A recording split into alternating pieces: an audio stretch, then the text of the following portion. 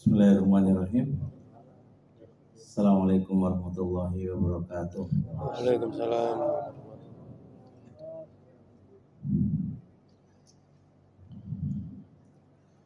Alhamdulillah wassalatu wassalamu ala Rasulillah wa ala alihi wa sahbihi wa mawalah, amma ba'du.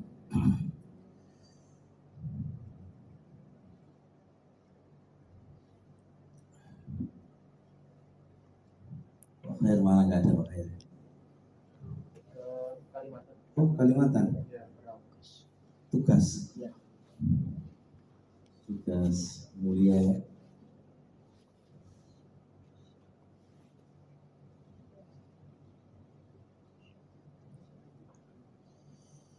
Kita belajar insyaallah.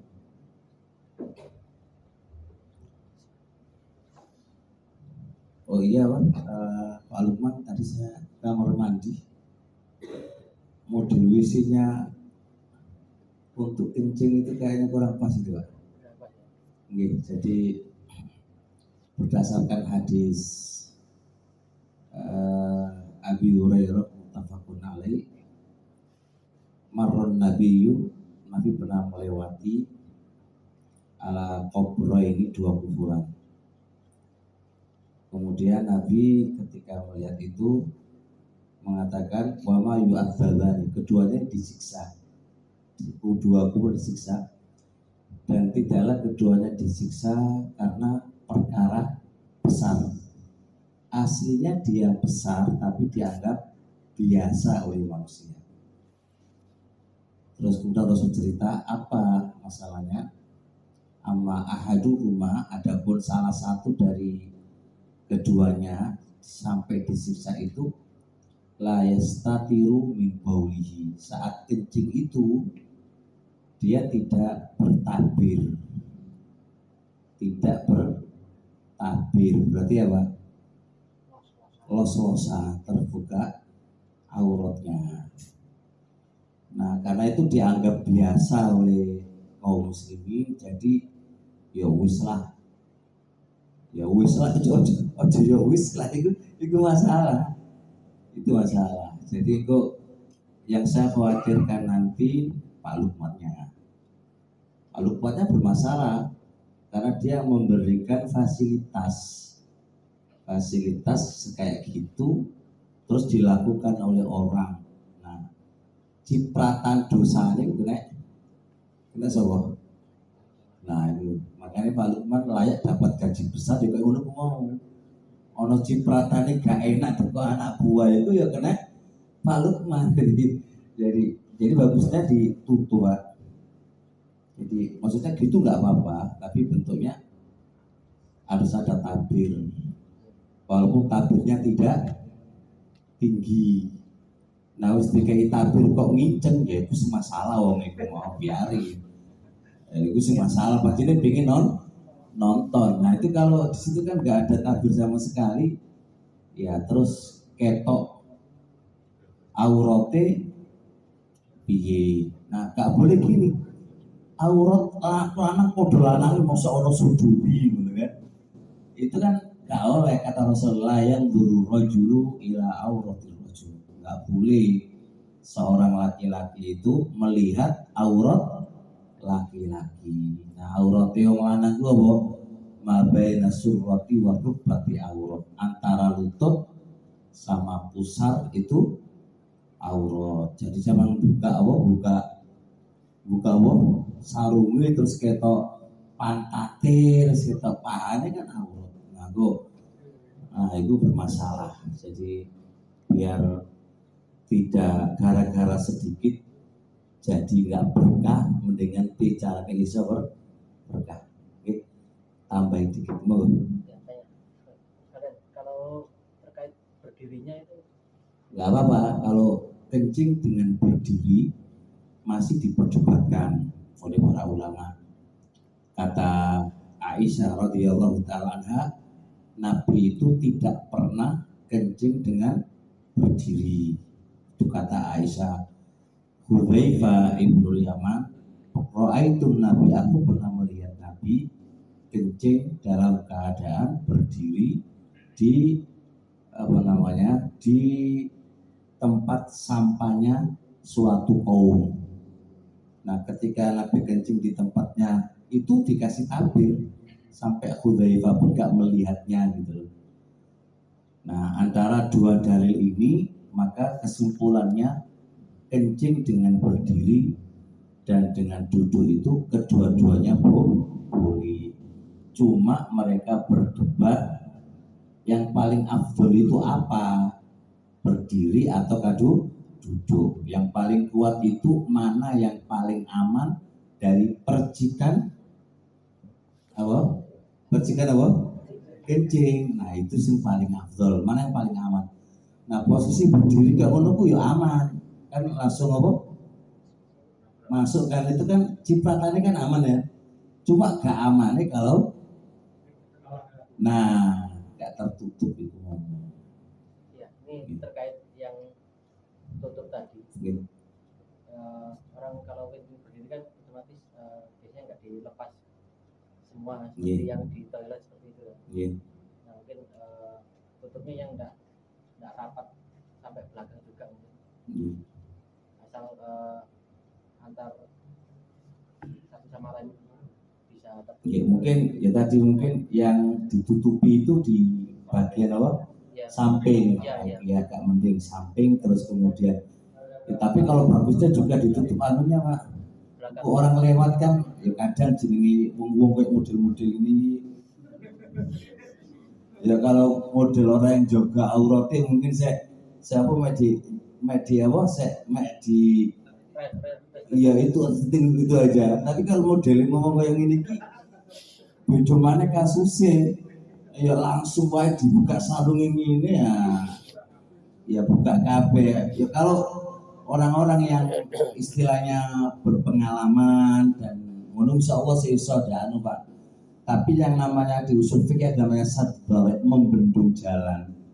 Ya maka bagusnya juga di bagian belakang itu ditutup walaupun tidak bicaranya nggak penuh seperti iso nggak kelihatan. Misalnya modeli kita tidak berbicara orang yang anu Pak, tapi modelin pekerja itu beda karo wong sing anu Pak.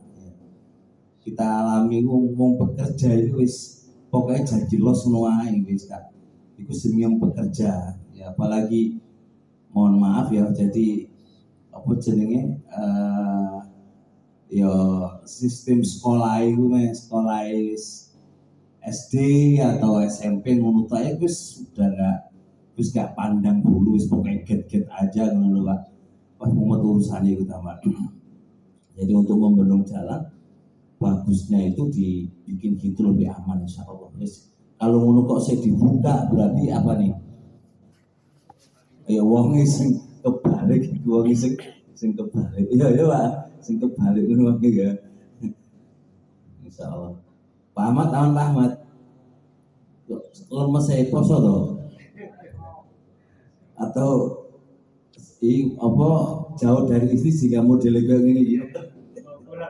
Oh mau pulang nggak? Oh iya ini hari apa? Bisa libur ya? Oh libur makanya kok sudah nggak tenang gitu loh. Panjang. Libur panjang loh. Oh makanya wes siap-siap wes. Siap-siap ini. Mak sekarang kita ngaji sebentar Pak ya Pak Ahmad ya. Mau suara kuat piye? Bismillahirrahmanirrahim. Kita masuk ke kaidah keberapa? 12. Kaidah ke-12 nih, insyaallah. Yang lain betul nulis toh, mosok gak melo Pak Lukman itu nulis. Oh no. Oh masyaallah ya. Iki tatauladan tenan iki masyaallah Pak. Yesus tenan iki.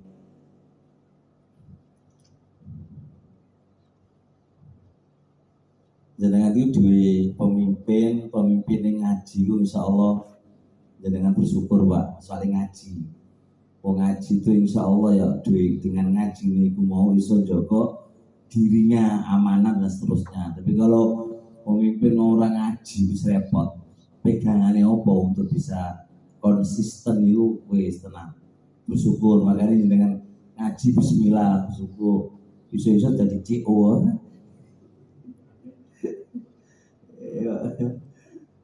Pak Babio pengen jadi anu tadi gue. Baik, bismillahirrahmanirrahim. Kita masuk kaidah yang ke 12.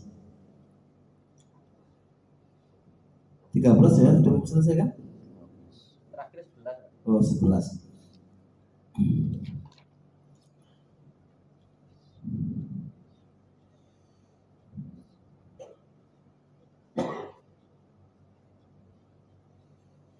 Kaidah yang ke-12, kitmanul asrori wa hifdzul khususiyati, menjaga rahasia dan menjaga apa itu khususia, hal-hal yang khusus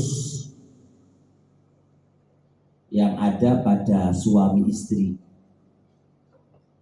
Nah,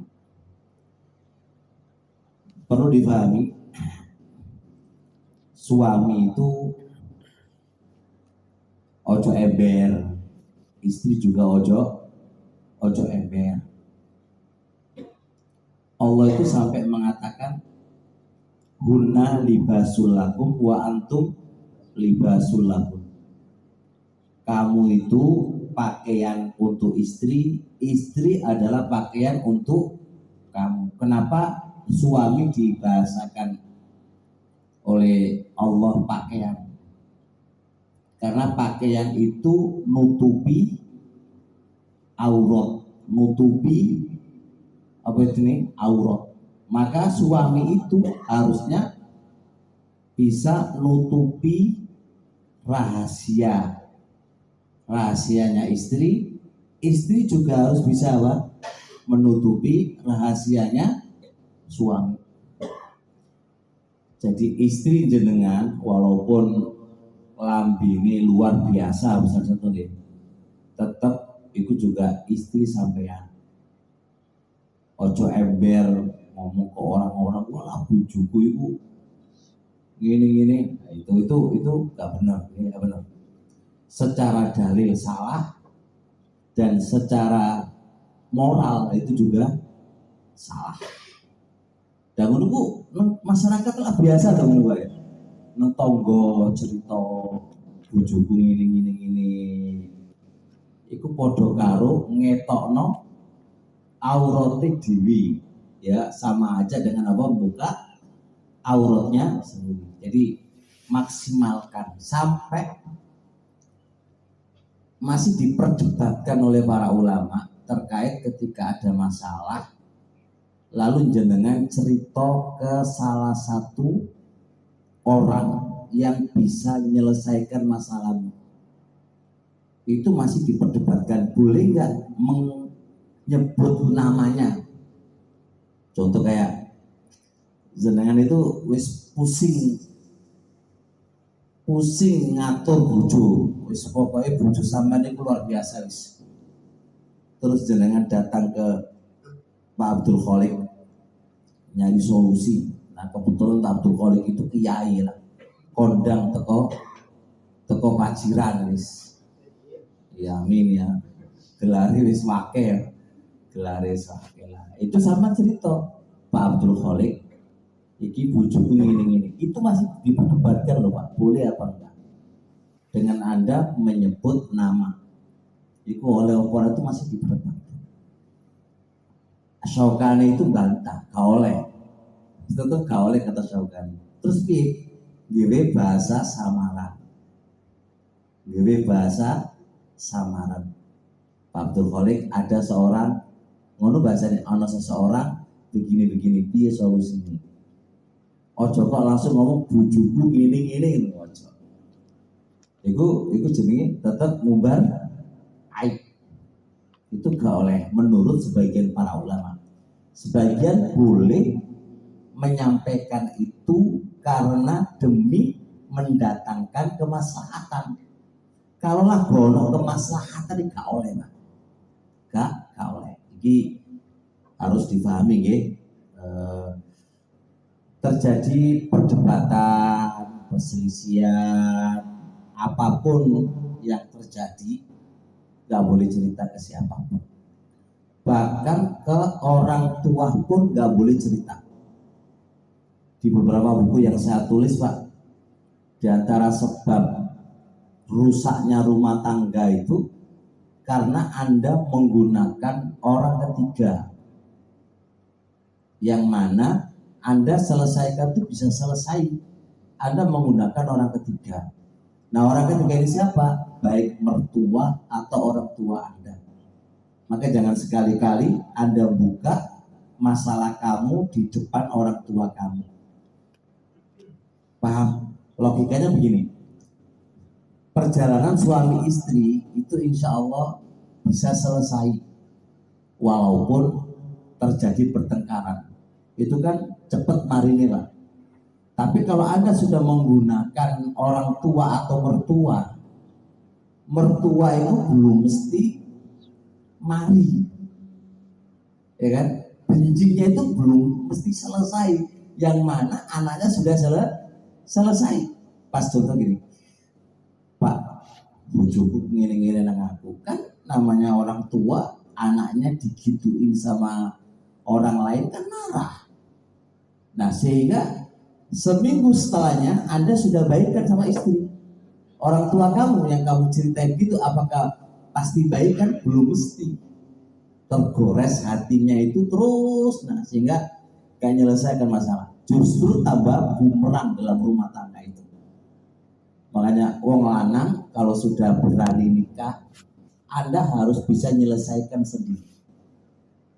Jangan menggunakan orang tua. Itu paham ya? Walaupun ada anak mama atau anak papa wis, tapi kalau wis nikah itu anak papa sama mama aneh. Wis, Anda harus sudah dua keluarga yang berbeda. Selesaikan masalahmu sendiri, jangan ikut campur orang tua. Begitu pula orang tua. Anda kalau sudah punya anak, sudah dinikahkan, ojo melok-melok dalam rumah tangganya orang. Anda itu bisa masuk kalau memang dibutuhkan. Hafsah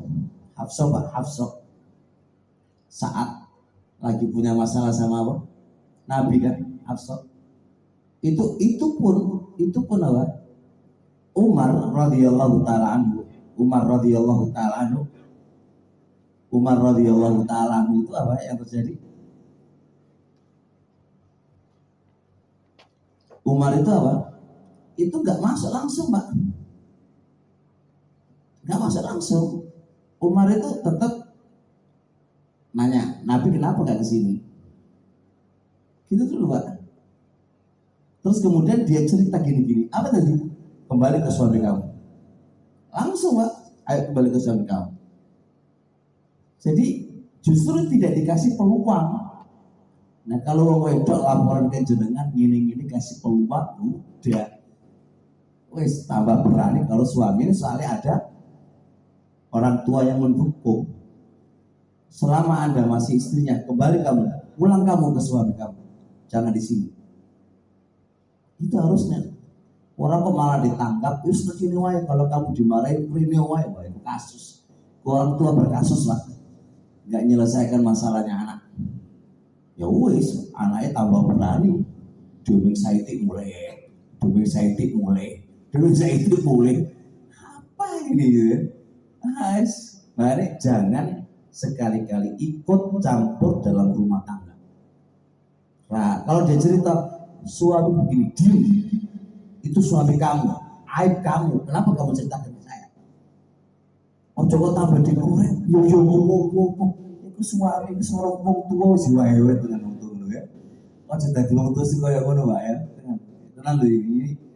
Jadi Anda sebagai orang tua itu tahu bagaimana Anda sebagai orang tua. Dukung anakmu itu supaya menjadi istri solihah. Nah, kalau memang sudah nggak iso, Pak, baru bicara penyelesaiannya. Nanti ada titik yang memang harus diselesaikan oleh orang tua. Begitu nggih, itu dipahami itu insyaallah. Nah, dan juga termasuk rahasia berjima, bersetubuh. Rahasia khususia itu ojo bar nikah terus cerita koncon aku mau begini gini kan bojoku. Iku butuh di rupiah wae Pak ya. Di rupiah wae ono jine koyo iku. Iku ya orang kena ya orang kena. Jadi Nabi kan inna min asyarrin nasi indallah manzilatan yaumal qiyamah, menuso sing paling elek paling jelek kedudukannya besok pada hari kiamat adalah seorang laki-laki menjimai bojone atau bojone menjimai orang lanange, kemudian pagi-paginya cerita ke orang lain. Jadi ini termasuk dosa besar, dosa besar. Baik. Kemudian kata Imam Nawawi rahimahullah taala, haramnya menyebarkan min wa karahiyati ma yaqau fil baiti min al-asrar. Haramnya menyebarkan rahasia-rahasia yang ada dalam rumah tangganya. Kenapa? Li'anna dzalika khiyanatun wa haqqun lil hurmah. Ini termasuk bentuk pengkhianatan dan membongkar hal-hal yang seharusnya tidak perlu dibongkar. Pengkhianatan Pak, suami cerita bojo gini-gini, bojone cerita, itu pengkhianatan. Itu amanah yang harus dia simpan rapat.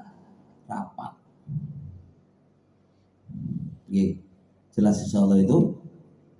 Bahkan Ibnu Hajar mengatakan min a'dzamil khiyanah, pengkhianatan yang paling terbesar manakala suami cerita rahasia istri, istri cerita rahasia suami.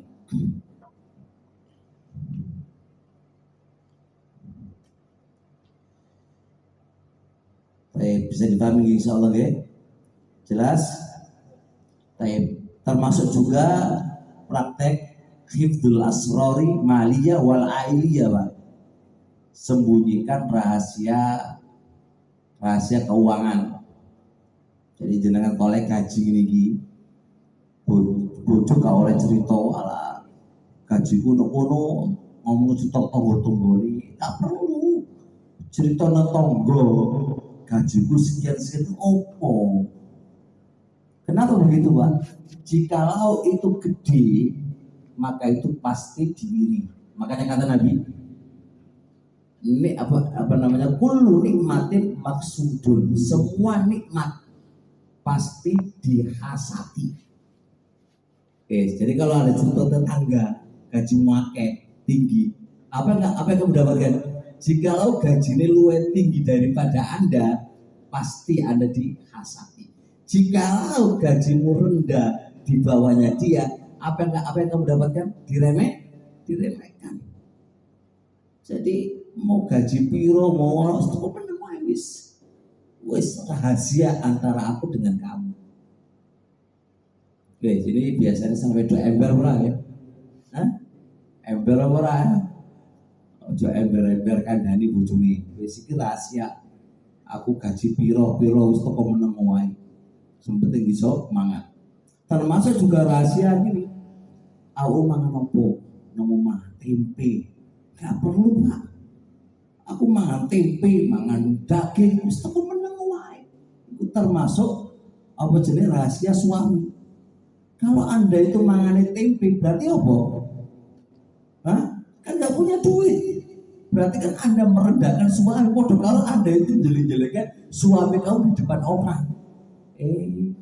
Mangan tempe itu. Berarti bojomu itu gaji piro? Tapi pasti ngono. Pokoke penak, ngono wae. Lah opo? Wis pokoke enak kan enggak perlu cerita. Untuk apa cerita? Kira-kira sama cerita, aku mangan tempe. Kira-kira tonggomu kayak sampean gak bakal. Ngapain cerita?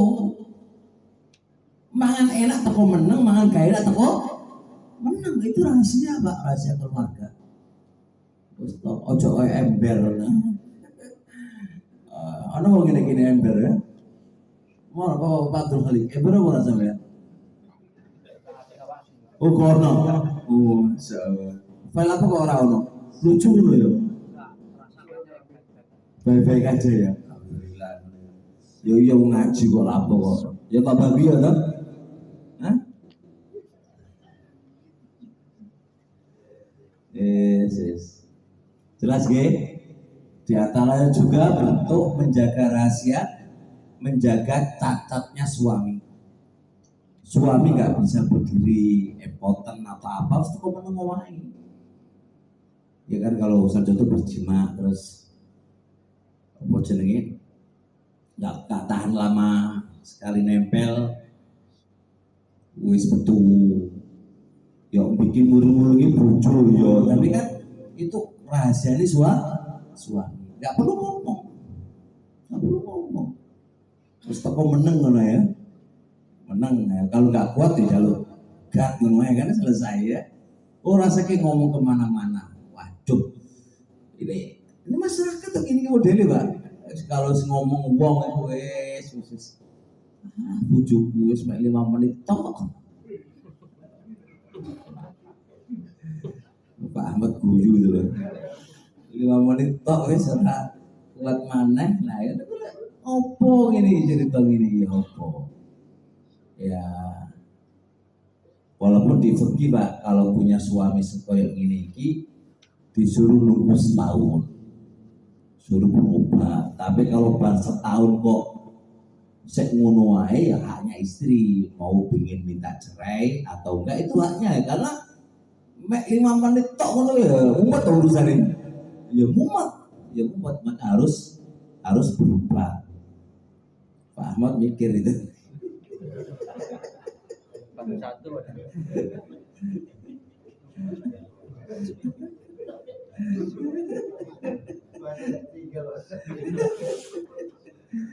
Pemane ditinggal suwe juga dienteni ya. Plus betul. Menunggu Pak Ahmad, oh berarti ono menunggu. Takone iki lho, sapa jenenge? Kakak itu lho. Oh, Pak Uci itu. Dua ramuan untuk bisa jadi perkasa itu. Loh, tenang itu dia ramuan yang tinggal jalur beliaunya jadi berkah. Tapi gak usah rame-rame toko pribadi wae. Kok ketok kok.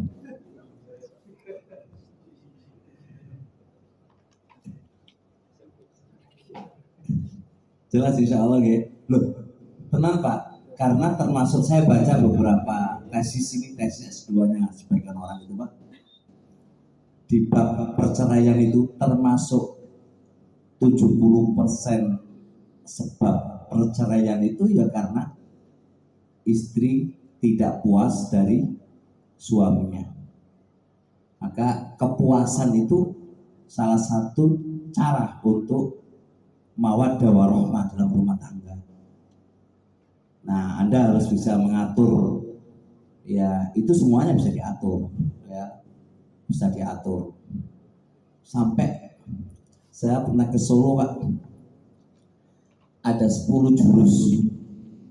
Oh jurus sih 10 jurus untuk bisa lama di dalam berhubungan. Apa jurus pertama coba? Larang regane itu. Dia hanya kasih aku 1 Pak, senggal nggak dikasih Pak. Hanya 1. Apa satunya? Membuang mindset. Jadi Anda sebelum hubungan wis mindsetnya, wah baik 5 menit wae gila. Oh ngono gak oleh. Mindsetmu itu bisa berpengaruh cepat dan lambatnya keluarnya air mani. Jadi pokoknya itu pek diwai 1 jam ya dewek kerja ya. Ngono ae aja kok wis gurung kerja wis. Ngono ya masalah, ini masalah. Ngono Pak Ahmad disuruh dipraktik Pak Ahmad. Kan mau pulang kan jadi kan.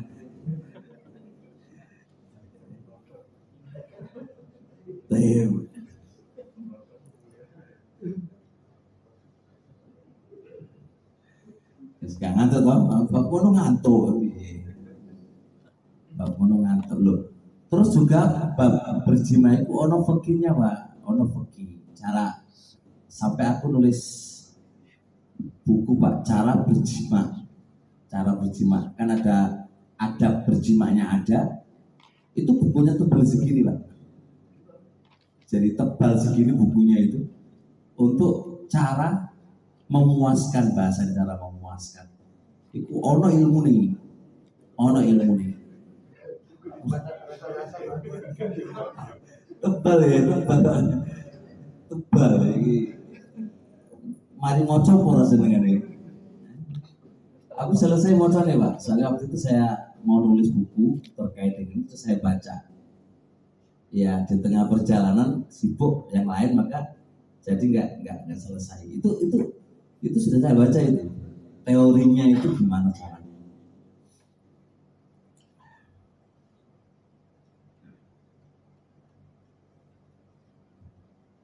Pak Abdul Khalid kok mikir apa ya? Kok wajahnya kok sayu gitu, orang apa? Selalu aja happy. Harus jurus ya.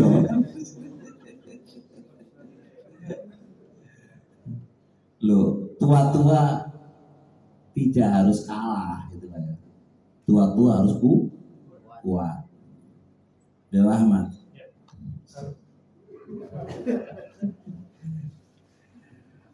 Ya, habis Allah kaidah ke-13. Al-musyarakatu fi tahammu al-mas'uliyah. Berbarengan di dalam menanggung tanggung jawab. Jadi rumah tangga itu kan satu tim, Pak. Sejenenge satu tim itu apa? Ditanggung bareng-bareng. Dan kesuksesan itu ya satu tim. Kayak Lintek ini. Lintek ini suksesnya Lintek bukan karena baju kuning, baju apa? Biru-biru. Kalau nggak ada baju kuning, mana bisa sukses? Maka nggak boleh sombong. Baju biru-biru itu sok sombong, ya. Nyadui sing kuning-kuning itu ora oleh. Anda ini gak ono awawan dewek gak iso nyelesaikan menyelesaikan tugas gak bakal iso. Makanya saling menghargai. Jadi kalau kuning-kuning ini gak entos kerja, ojo dimarahi, diurui, dikandani gitu loh. Ya tahu, karena kita biar bisa jadi tim. Kalau tim itu sombong-sombongan ya nggak selesai masalahnya. Gitu ya. Pak Ahmad tuh keren-keren, Pak Ahmad. Punya anak buah di sini kayak ini. Siapa anak buah sampean? Pak Uci itu.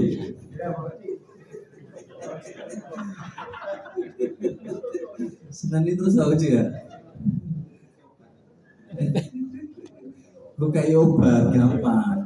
Tapi ojo disuap Pak Ahmad kok dikei suap, dikei obat, mari ngono kerjane nyantai-nyantai gak diseneni karo Pak Ahmad. Pokoknya ini satu tim, ingat satu tim. Keluarga itu juga satu tim, istri, suami, anak. Jadi dalam urusan tanggung jawab itu ditanggung bareng-bareng. Ono enak, yo enak, bareng melarat, yo melarat, bareng. Ojo dewi-dewi, Pak. Ya jadi ngono. Bahkan yang namanya tanggung jawab bareng itu yo enak bareng yo. Ono suami dapat rezeki banyak, yo ayo mangan enak bareng ngono lho. Itu jenenge tanggung jawab, Pak. Makanya tugasnya istri memang dilakukan oleh istri. Tugasnya suami memang tugas dilakukan oleh suami. Tapi manakala ada waktu kosong, maka siapa aja yang bisa melakukannya, maka itu suatu kebaikan. Maka seorang suami gak ada masalah Anda nyapu, seorang suami ngedusi anak, gak ada masalah. Bahkan aku punya guru dulu itu, Pak. Guru itu ngerjani semua pekerjaannya ibu. bojone ku di atas ranjang, paisan tok nih Pak. Ya Allah melalati pol si Ustaz itu sakit sampai kurus Pak. Mati lebih dulu. Gue mikir ya kenemenan lah ngono ya. Kenemenan lah. Jadi seorang istri yo ojo koyo ngono juga. Jadi tetap yang namanya tanggung jawab itu ya koyo ngono lah. Gimana caranya ya Anda sebagai istri tanggung jawabnya apa lakukan. Kalau memang nggak masih ada luang, suami kelihatan sibuk dibantu. Jadi gitu loh. Jadi saling ingat tim Pak. Tim itu kan namanya tim itu saling apa? Saling kerja sama. Tim yo, ingat tim. Yo tim yo, selalu tim. Ojo buang sampah, ojo dianggap kuning di sampah kabeh ngono ora ya. Ya betul kali, bener gak? Santai wae. Nah, maka jadi fal hayatu zaujiyatu laisat mas'uliyata tarfin wahidin. Rumah tangga itu bukan tanggung jawabnya dari satu arah saja. Ya kayak urusan anak. Memang anak itu kan ya itu tanggung jawab suami loh ya, tanggung jawab bapak. Istri hanya membantu, paham gak? Istri hanya membantu suami. Jadi tanggung jawab suami itu wakai tenang. Makanya gak usah nikah maneh. Mumut urusannya. Jadi tanggung jawab akeh gitu. Nah, ketika ya kayak ngajarin anak itu kan tanggung jawabnya suami sebenarnya bapak, bukan tanggung jawab ibu. Cuma ibu itu kan bantu suami, ingat loh ya. Jadi pengajaran pendidikan anak itu sebenarnya mudir itu kan yang ngatur itu si bapak Pak. Ibu itu sebagai wali kelas saya sebenarnya. Ya, nah makanya Anda ketika dibantu oleh istri, bersyukurlah kepada istri kamu yang membantu kamu ngajarin anakmu. Gitu loh. Makanya karenanya ketika istri sibuk nggak sempat ngajari, Anda sebagai suami ngajari karena tugas utamanya kamu. Kamu. Jadi jangan ikut tugasmu kok. Aku tugasnya dari duit untuk keliru Pak. Itu nggak ngaji orang kayak gitu, nggak ngaji. Itu tugas bareng-bareng. Walaupun intinya di suami. Ya jelas dia.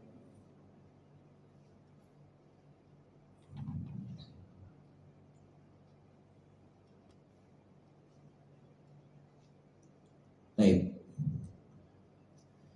Dari Imam Nawawi rahimahullah ta'ala, masing-masing suami istri itu dituntut menunaikan amanah yang telah dibebankan kepadanya.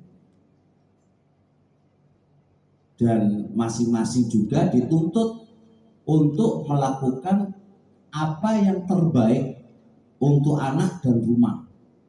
Dan ini adalah musyarakah, adalah tim di dalam penjagaan. Jogo rumah ya bareng-bareng, jogo anak ya bareng-bareng, didik anak ya bareng-bareng. Begitu, jangan kok dibebankan ke satu orang saja.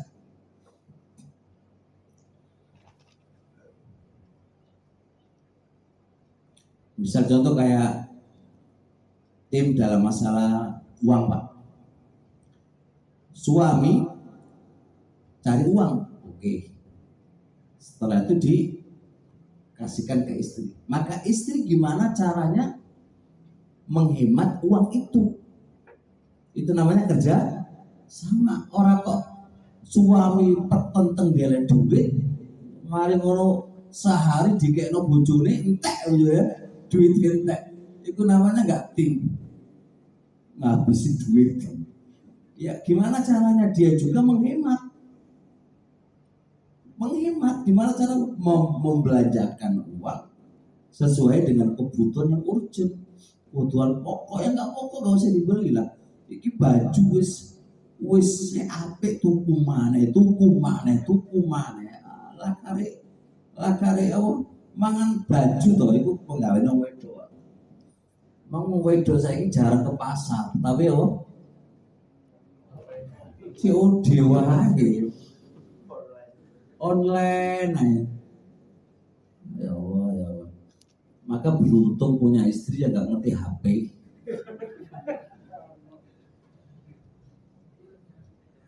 Yes. Oh ini tanggane ngono ya. Iya ya ngono ya. Masalah. Oke, jelas insyaallah ya.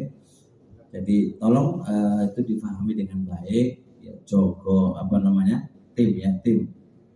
Jadi tim itu yo saling kerja dan saling kerjasama gitu.